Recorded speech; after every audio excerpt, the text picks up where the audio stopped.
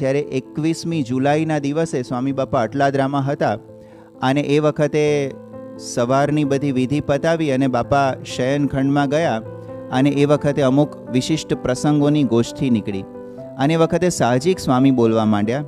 સ્વામી કહે કે સવારે પૂજા પછી બધાને હું પગે લાગું અને જે તમારો દાસ છું, તમારો દાસ છું, એવી રીતે હું બોલું છું. અને પછી બાપા કહે કે જો એકનો દાસ થાય તો પણ કેટલો જથ્થો મળે, એટલે કે કેટલી બધી સંપત્તિ, આધ્યાત્મિક પુણ્ય કેટલું મળે, અને બધાના દાસ થાય તો કેટલો મોટો લાભ થાય.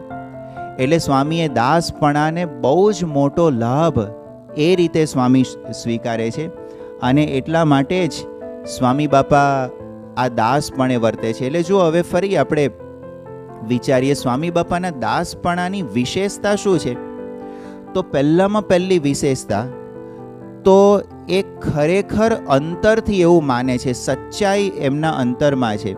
એટલે કે દાસપણાનો ગુણ ખરેખર છે.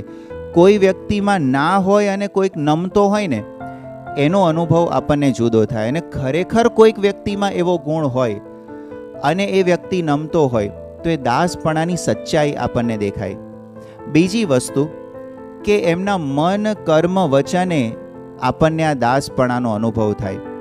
ત્રીજી વસ્તુ કે દાસપણું અનુભવે છે કોઈ લાચારીથી નહીં પણ ખુમારીને લઈને અનુભવે છે. અને સ્વામી તો ત્યાં સુધી બોલ્યા, વર્ષો સુધી સ્વામી ગુરુ તરીકે અનેક લોકોને માર્ગદર્શન આપે છે, અનેક લોકો એમને દંડવત કરે છે, એમની પૂજામાં, પોતાની પૂજામાં એમની મૂર્તિ રાખે છે, એમને ભગવાનનું સ્વરૂપ તરીકે સ્વીકારે છે. આટલું બધું સન્માન મળ્યા પછી સ્વામીએ ઘણી બધી વાર એવું કહેલું છે, જેમ કે 2020ની સાલમાં બાપા નૈનપુરમાં એવું બોલેલા, 19મી ઓગસ્ટના દિવસે સ્વામી કહે કે હજુય હું ગુરુ છું એવું મને મનાતું જ નથી. અને સ્વામી એવું બોલ્યા કે મને મનાવાનું જ નથી. સ્વામી કહે કે દાસના દાસના દાસ,